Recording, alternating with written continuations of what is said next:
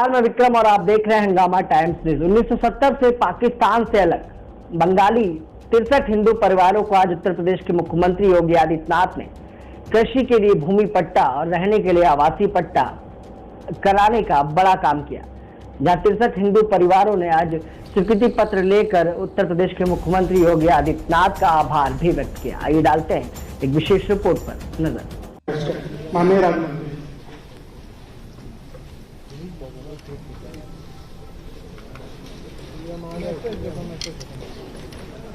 अरे जिसे भी दिया हुआ है केबल में है वहाँ लिंक रूम जाने में उन्होंने कौन है उनका कौन है फोन क्या करना है। मैं अनुरोध करूंगा राज्यमंत्री जी से कि उप मुख्यमंत्री श्री केशव का स्वागत करने का कष्ट है।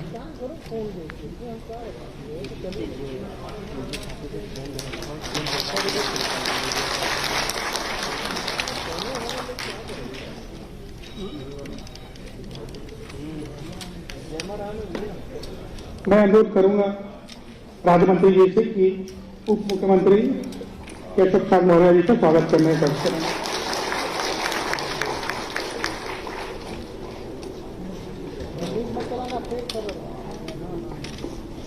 वही मना करें तेरा ट्वीट कर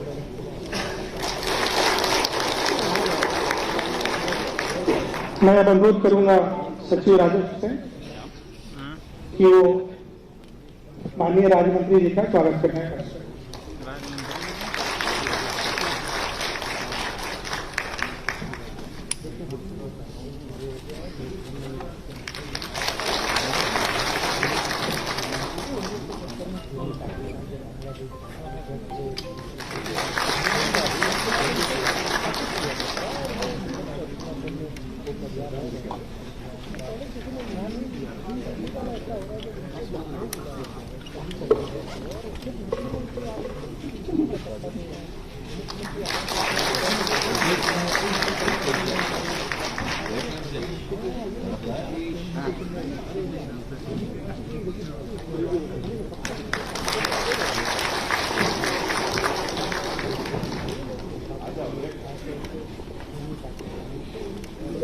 सचिव राजस्व से अनुरोध है कि माननीय राज्यमंत्री जी का स्वागत करने का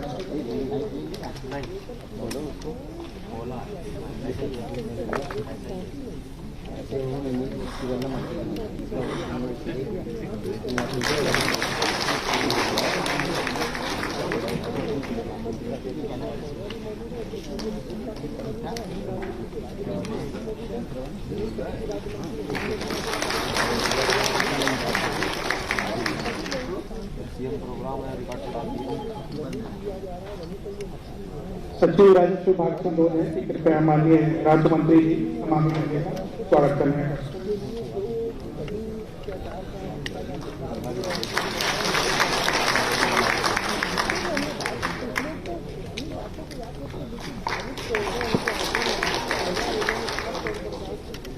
माननीय मुख्यमंत्री जी,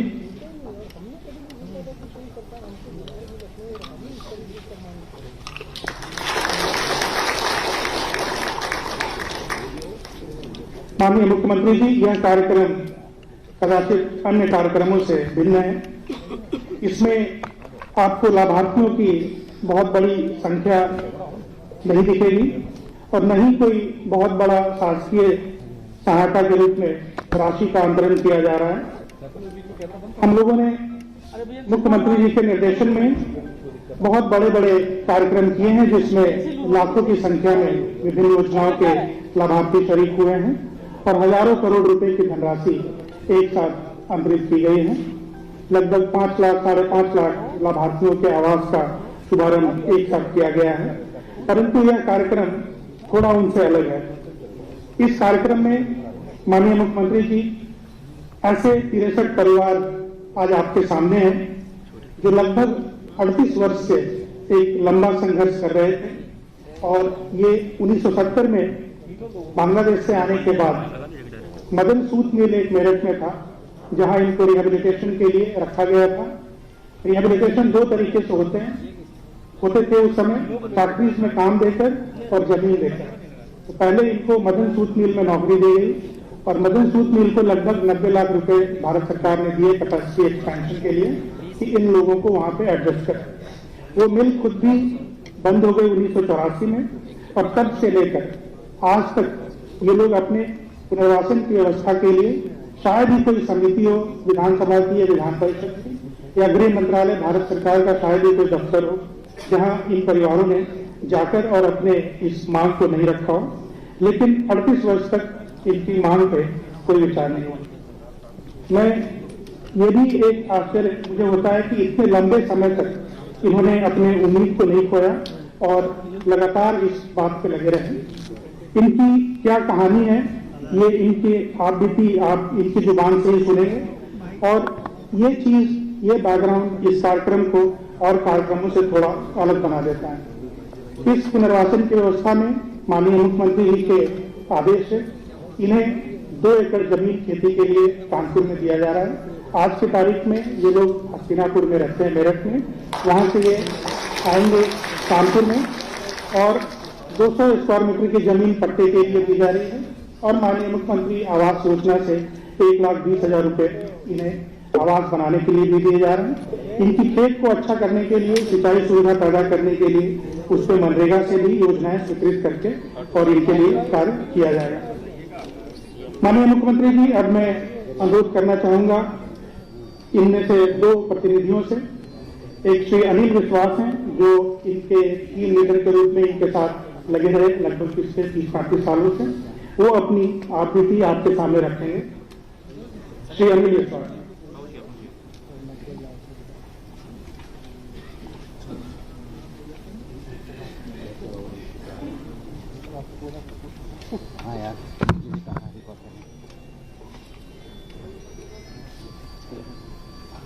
गंगा माता की, गंगा माता की, गंगा माता की।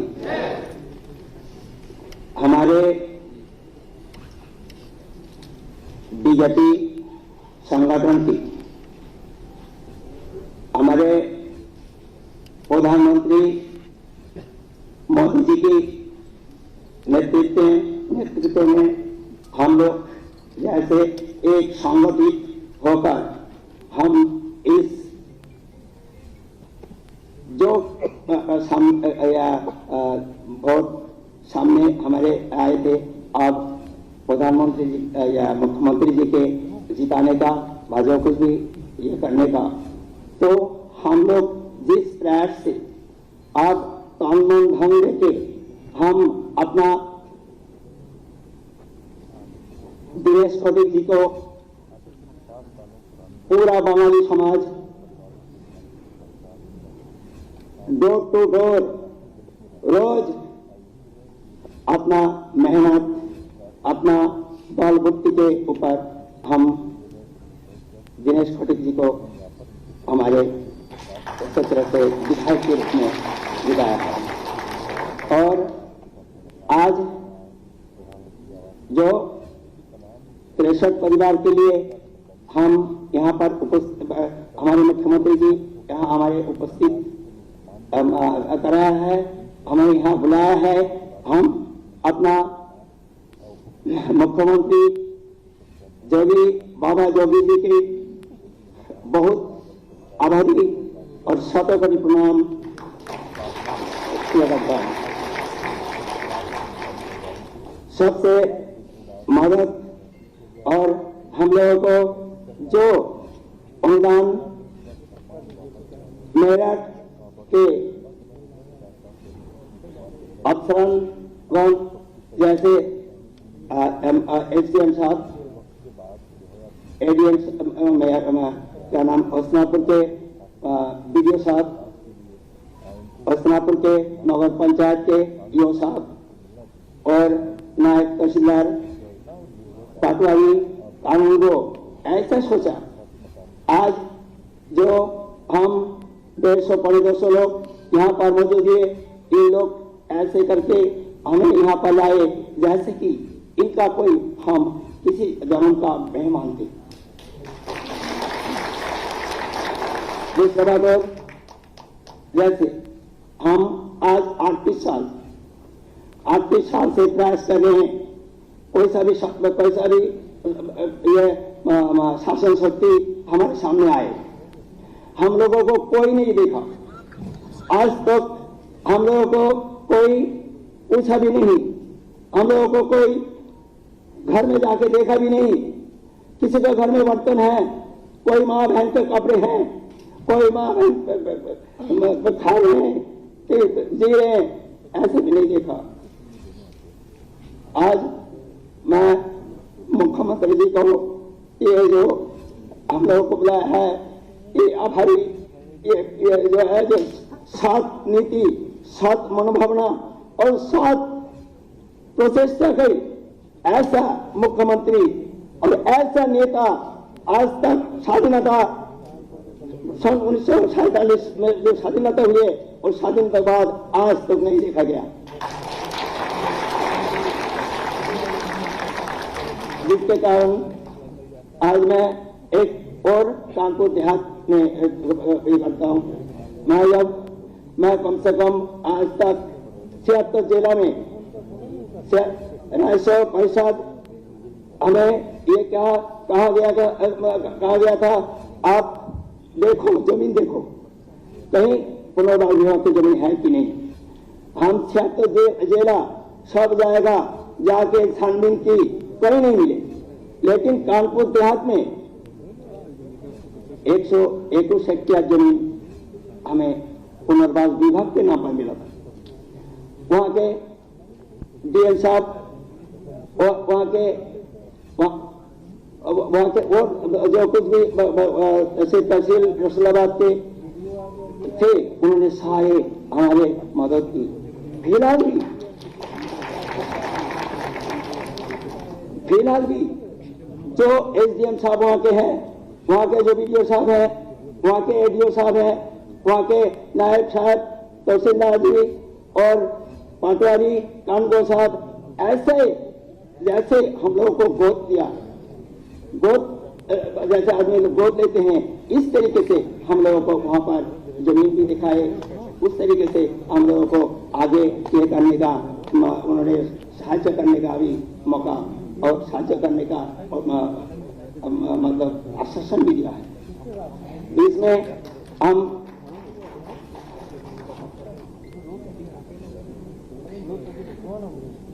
ऐसा है कि मैं कभी ऐसे वक्तृता कभी दिया नहीं, ना ये जिंदगी का पहले दिन है आज, इसीलिए कि मैं आज क्या नाम हमारे खटीक जी का, मैं और शरद राय 2 आदमी रहे थे।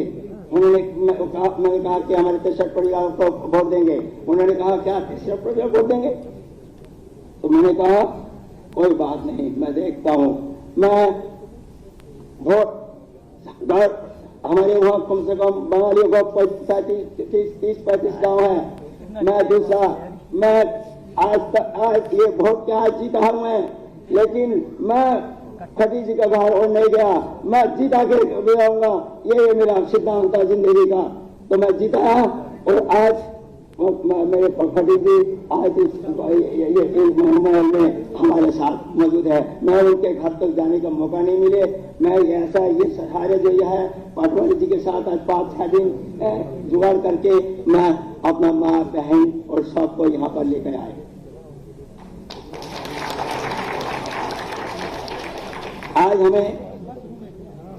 आज हमारे दिल जैसे मोदी जी कहते थे 56 इंच होनी चाहिए, तो मैं आज ये बीजेपी पार्टी के इस दर्जा पे खड़ा होके मैं इतना मेरा हौसला और इतना मेरा छाती बढ़ गए, मैं 56 इंच हो गया।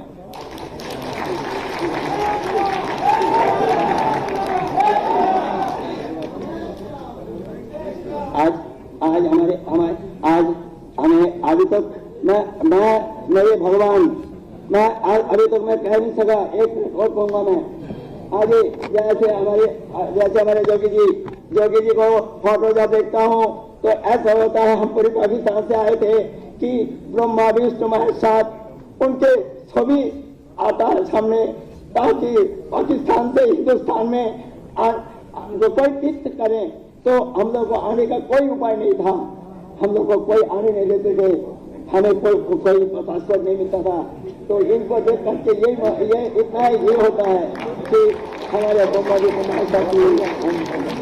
अच्छा, ये बोलते मैं ये करता हूँ। चलो, धन्यवाद। माननीय मुख्यमंत्री जी, इस तरह के विस्थापितों के पुनर्वास के लिए डिस्प्लेस्ड पर्सन क्लेम्स एक्ट 1950 और उसके रूल्स 1954 में बने थे और ये 2005 में रिपील भी कर दिए गए थे। उसी तरह उत्तर प्रदेश में पुनर्वासन विभाग जो बनाया गया था वो भी 1991 में रेवेन्यू डिपार्टमेंट के साथ मर्ज कर दिया गया, यानी उसका अस्तित्व भी समाप्त हो गया था। इनके रिहेबिलिटेशन के लिए जो एक्ट बने थे उनके समाप्त हो जाने के बावजूद भी आपकी प्रेरणा से यह निर्णय कैबिनेट में लिया गया और इनके पुनर्वासन की व्यवस्था की गई। इसी श्रृंखला में मैं अब आमंत्रित करता हूं श्रीमती अनिता दत्त को कि अपनी बात आपके सामने रखें।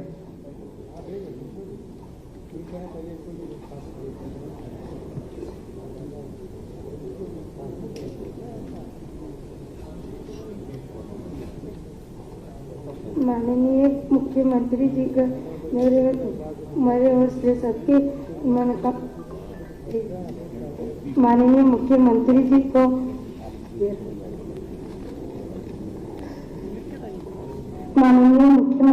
को मेरी कोटि कोटि प्रणाम एवं सभी मंत्रियों को, गुरुजनों को मेरी और फिर से सबको प्रणाम।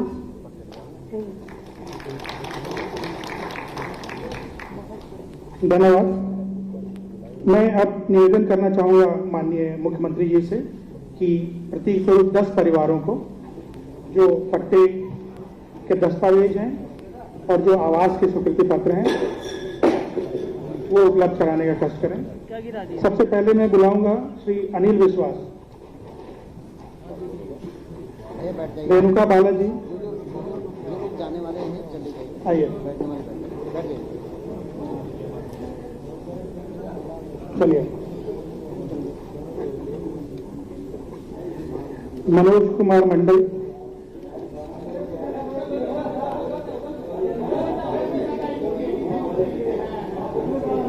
अनुरूपा वैद,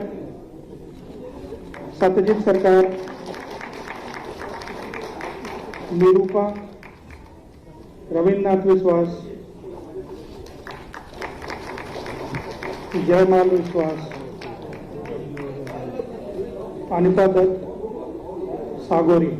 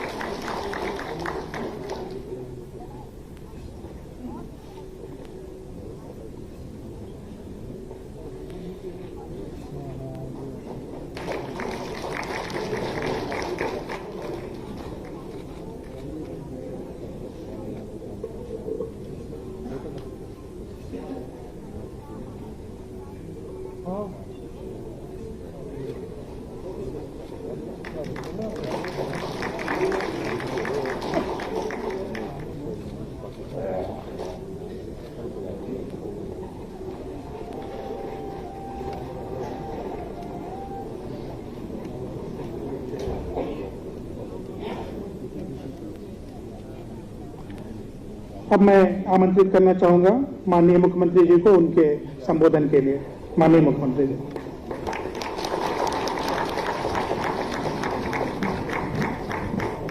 नीचे बैठ जाओ।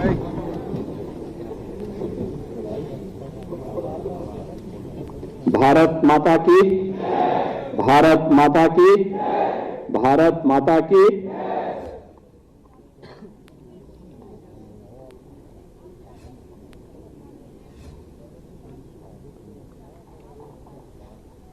आज के इस कार्यक्रम में मंच पर उपस्थित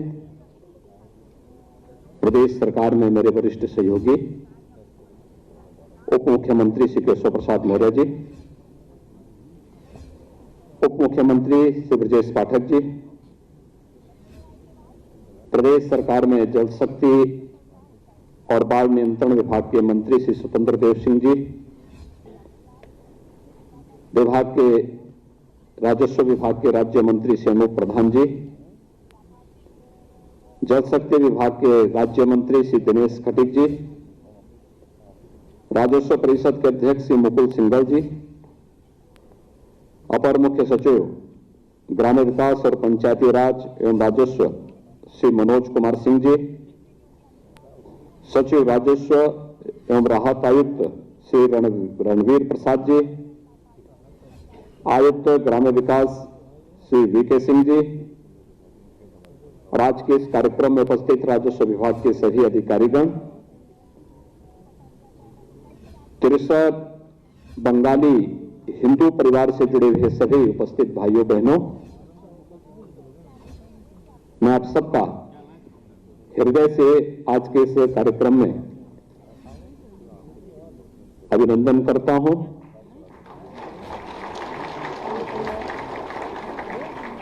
38 वर्षों की आपकी जो प्रतीक्षा थी वो प्रतीक्षा दूर हुई और इन सभी 63 परिवारों को राज्य सरकार के द्वारा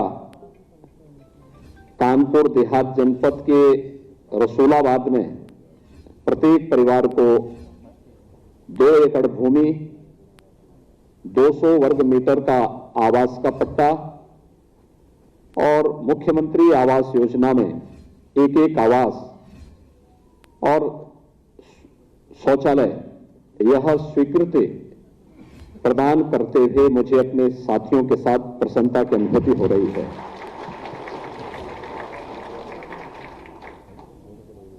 उन्नीस 1970 में ये सभी परिवार आज के बांग्लादेश से उस समय की पूर्वी पाकिस्तान से विस्थापित होकर के भारत आए थे। हस्तिनापुर में एक सूत मिल में इन्हें नौकरी दी गई। लगभग 407 परिवार थे। 1984 में सूत मिल बंद हो गई और सूत मिल के बंद होने के बाद कुछ परिवारों का पुनर्वास अलग अलग जगहों पर देश के अंदर हुआ, लेकिन ये 65 परिवार ऐसे थे जो 1984 से लेकर के अब तक अपने पुनर्वास की प्रतीक्षा कर रहे थे और प्रतीक्षा करते करते 38 वर्षों में न जाने कितने लोग चले गए। 2 परिवार तो पूरा ही समाप्त हो गए थे और 63 परिवार बचे थे। हम लोगों ने जब प्रधानमंत्री मोदी जी ने पाकिस्तान, बांग्लादेश, अफगानिस्तान से आए हुए उन देशों के अल्पसंख्यक समुदाय के लोगों को भारत के अंदर नागरिकता देने और उनके पुनर्वास के कार्यक्रम का एक एक्ट पास किया, तो हम लोगों ने प्रदेश के अंदर पूरे पुराने कागज ढूंढने शुरू किए कि आखिर कौन ऐसे परिवार हैं जिन लोगों के बारे में इस कार्यक्रम को यूपी के अंदर आगे बढ़ाया जा सकता है। और तब हमारे सामने आए तो 1970 में आए हुए इन परिवारों की स्थिति अत्यंत बदहाल है। खानाबदोश की तरह लोग जीवन यापन कर रहे हैं। और फिर इस प्रक्रिया को हम लोगों ने उस समय आगे बढ़ाया था। इस दौरान 2 वर्ष तक कोरोना कालखंड में हम लोगों ने देखा कि एक एक व्यक्ति के जीवन को बचाने के लिए जो प्रयास प्रधानमंत्री मोदी जी के नेतृत्व में प्रारंभ हुए, हमें पूरी ताकत वहां लगानी पड़ी। लेकिन आज मुझे प्रसन्नता है कि राजस्व विभाग ने समयबद्ध ढंग से इन कार्यक्रमों को आगे बढ़ा करके इन 63 परिवारों के व्यवस्थित पुनर्वास की एक कार्य योजना को आज यहां पर लागू कर दिया है।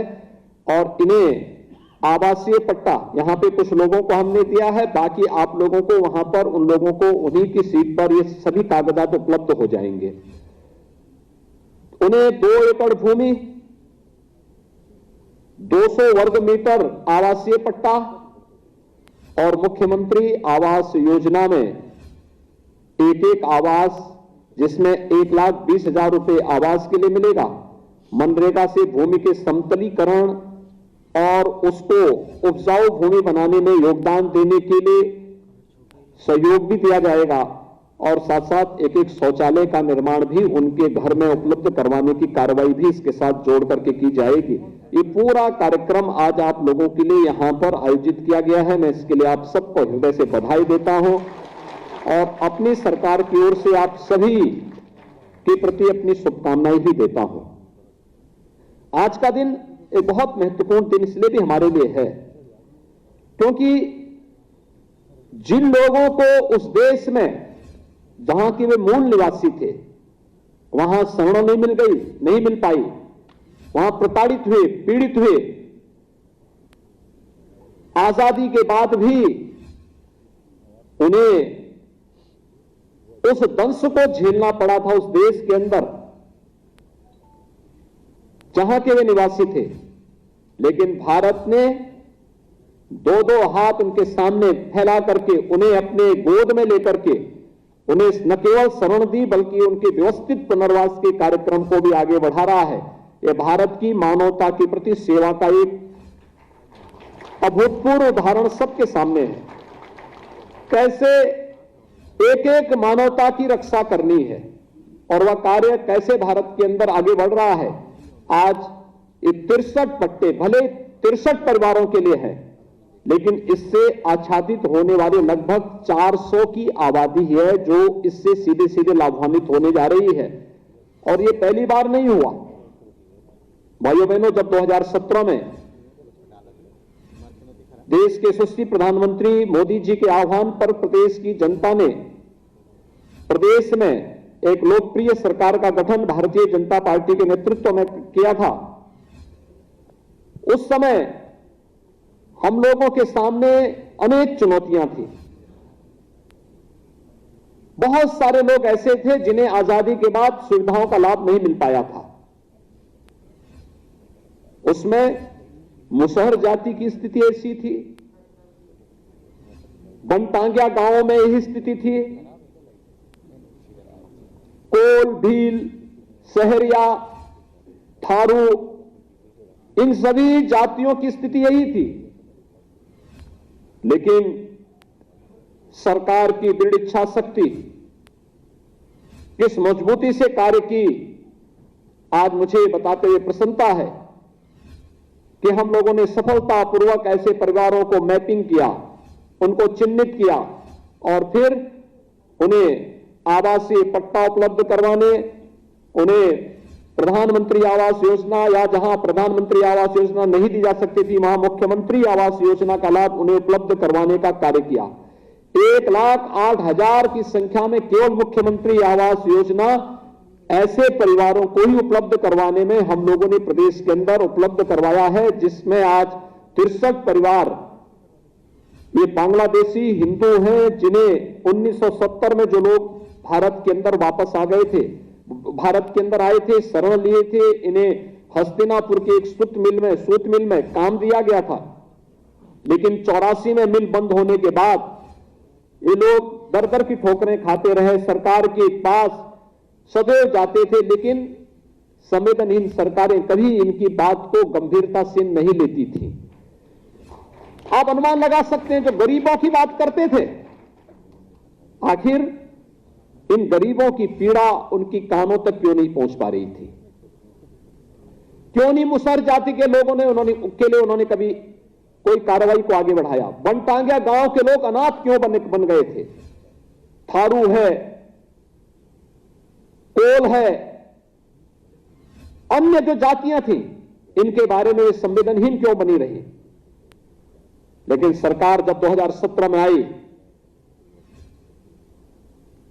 मेरे सभी सहयोगियों ने मिलकर के जो अभियान प्रारंभ किया, आज हम बनटांगिया के 38 गांवों को राजस्व गांव में बदल करके पहली बार विधानसभा चुनाव में, आजादी के बाद के किसी चुनाव में, उन लोगों ने अपने मताधिकार का प्रयोग भी किया। आजादी के बाद 70 वर्षों में उनका एक भी पक्का मकान नहीं बन पाया था। आज हर एक के पास पक्के मकान हैं। और मैं राजस्व और ग्राम्य विकास विभाग और पंचायती राज विभाग से कहूंगा, जो 63 परिवारों को आवासीय पट्टे दिए गए हैं, इसको एक कॉलोनी के रूप में बनाने की व्यवस्था करें। व्यवस्थित रूप से एक आदर्श गांव के रूप में हम उसे बना सके, एक स्मार्ट विलेज के रूप में हम उसे स्थापित कर सके। हमारी एक कार्य योजना वहां होनी चाहिए, क्योंकि नया गांव बसना है, नए तरीके से बसना है। उसकी प्लानिंग, इनके लिए सभी प्रकार की सुविधाएं हो, स्कूल बने, हॉस्पिटल भी बने, पेयजल की सुविधा भी हो, फिर वहां पर सामुदायिक भवन भी हो, और एक सिस्टम के साथ जुड़ करके इनके व्यवस्थित रोजगार के साथ भी इन्हें जोड़ने की कार्रवाई को हमें आगे बढ़ाना चाहिए, जिससे महिलाओं के हाथों को भी और पुरुषों को भी काम मिल सके, वे अपने आत्मनिर्भरता की ओर अग्रसर हो सकें। एक बड़ी उपलब्धि होगी कि 1970 से लेकर के 2022 तक 52 वर्षों तक जिन्हें रोजगार और आत्मनिर्भरता की तरफ नहीं बढ़ाया जा सका, उन्हें अब सरकार व्यवस्थित रूप से उनके पुनर्वास की व्यवस्था को आगे बढ़ा करके उन्हें आत्मनिर्भरता की ओर आगे लेके जा रही है। महिलाओं का स्वयंसेवी समूह बने, पुरुषों के लिए वहां पर पशुपालन का कार्य हो, इनके बच्चों के लिए स्किल डेवलपमेंट के लिए कुछ अच्छे कार्यक्रम वहां पे प्रारंभ हो सकते हैं, इनके स्वास्थ्य के परीक्षण के कार्यक्रम हो सकते हैं, कुपोषित महिलाओं के लिए और बच्चों के लिए पोषाहार की व्यवस्था वहां पर हो सकती है। ढेर सारी योजनाएं हैं, जिन योजनाओं से हम इन सब को जोड़ करके उसे एक आदर्श गांव के रूप में, स्मार्ट विलेज के रूप में उसे आगे बढ़ाने का कार्य कर सकते हैं। और मुझे विश्वास है कि आज जब ये नए सिरे से कार्य आज यहां पर प्रारंभ हो रहा है, तो स्वाभाविक रूप से हम इन सभी परिवारों को व्यवस्थित रूप से आगे बढ़ाने का कार्य करने में सफल होंगे। आज के इस अवसर पर जब हम लोगों ने ये कार्य यहां पर प्रारंभ किया है, मुझे बताते हुए प्रसन्नता है कि अब तक हम लोगों ने ग्रामीण क्षेत्र में जो 42,194 मुसहर परिवारों को एक यानी आवासीय पट्टा और आवास उपलब्ध करवाए हैं मुख्यमंत्री आवास योजना के अंतर्गत। बनटांगिया गांव के 4,822 कुष्ठ रोगियों को 3,686 दैवीय आपदा से, बाढ़ है, अग्निकांड से जो लोग चपेटे में आ जाते हैं, उनकी झोपड़ी जल जाती थी, उनको कोई लाभ नहीं मिल पाता था, ऐसे 36,307 परिवारों को भी हम लोगों ने मुख्यमंत्री आवास योजना से एक आवास उपलब्ध करवाया है। कालाजार से जो परिवार प्रभावित होते थे और उन परिवारों में अकाल मौत होती थी, 224 ऐसे परिवारों को भी आवास उपलब्ध करवाया गया। इंसेफ्लाइटिस से पीड़ित 601 परिवारों को भी इस सुविधा उपलब्ध करवाई गई। थारू जनजाति से जुड़े हुए 1526 परिवारों को आवासीय सुविधा उपलब्ध करवाई गई। कोल जाति के 13,102 परिवारों को यह सुविधा अब तक उपलब्ध कराई जा चुकी है। सहरिया जो बुंदेलखंड में ललितपुर और झांसी आदि क्षेत्रों में निवास करती है, एकदम खानाबदोश जैसी जीवन यापन करने वाली उन जातियों के लिए भी 5,611 परिवार हम लोगों ने उपलब्ध कर को एक आवासीय सुविधा उन्हें भी उपलब्ध करवाया है। और चेरो जनजाति से जुड़े हुए 559 परिवारों को भी आवास उपलब्ध करवाने का कार्य मुख्यमंत्री आवास योजना के अंतर्गत अब तक किया जा चुका है।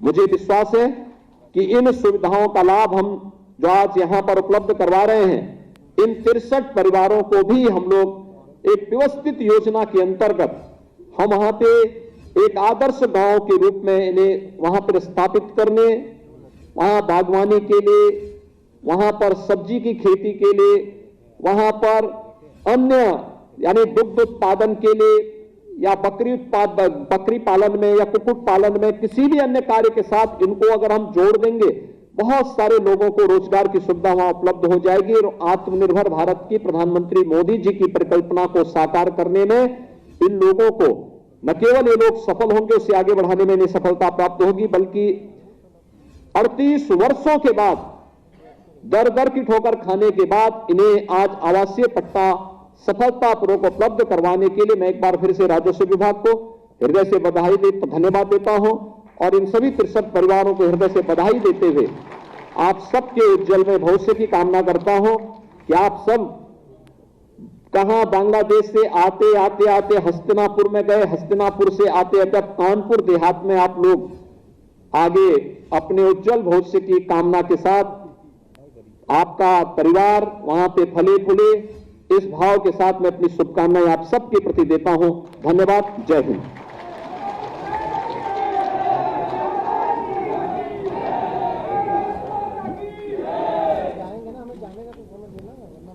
माननीय मुख्यमंत्री जी के निर्देशों के क्रम में यहाँ पर कानपुर देहात का प्रशासन भी उपस्थित है, कलेक्टर साहिबा भी यहाँ पे हैं और ये गांव जहाँ पे 63 लोग बसेंगे, ये एक प्रदेश का बहुत ही मॉडल गांव के रूप में, चाहे वो अवस्थापना सुविधाएं हों या रोजगार के अवसर हों, इन सभी मामलों में एक मॉडल गांव के रूप में विकसित किया जाएगा इनको।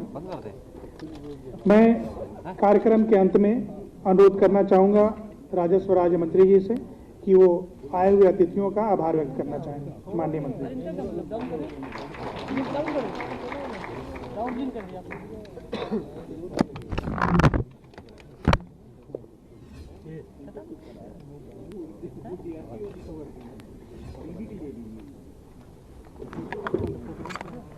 वर्ष 1970 में पूर्वी पाकिस्तान से विस्थापित 63 हिंदू बंगाली परिवारों को पुनर्वासन हेतु कृषि भूमि का पट्टा, आवासीय पट्टा तथा मुख्यमंत्री आवास योजना का स्वीकृति पत्र वितरण के कार्यक्रम में मुख्य अतिथि के रूप में उपस्थित हमारे उत्तर प्रदेश के बहुत ही यशस्वी मुख्यमंत्री आदरणीय योगी आदित्यनाथ जी, हमारे उत्तर प्रदेश सरकार में उप मुख्यमंत्री आदरणीय केशव प्रसाद मौर्य जी, आदरणीय ब्रजेश पाठक जी, हमारे उत्तर प्रदेश सरकार में कैबिनेट मंत्री और प्रदेश अध्यक्ष आदरणीय स्वतंत्र देव जी,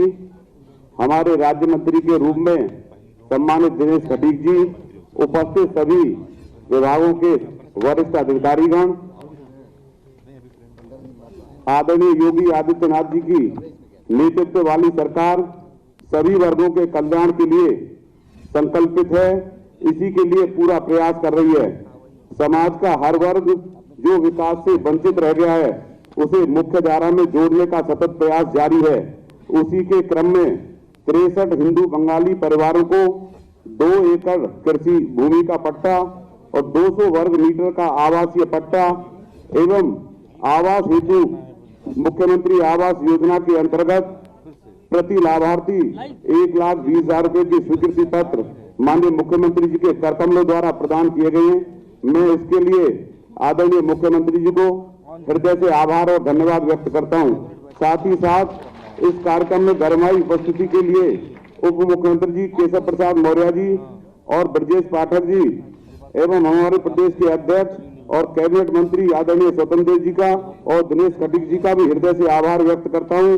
साथ ही साथ उन 63 हिंदू बंगाली परिवारों के उज्जवल भविष्य की कामना करता हूं। जय हिंद, जय भारत।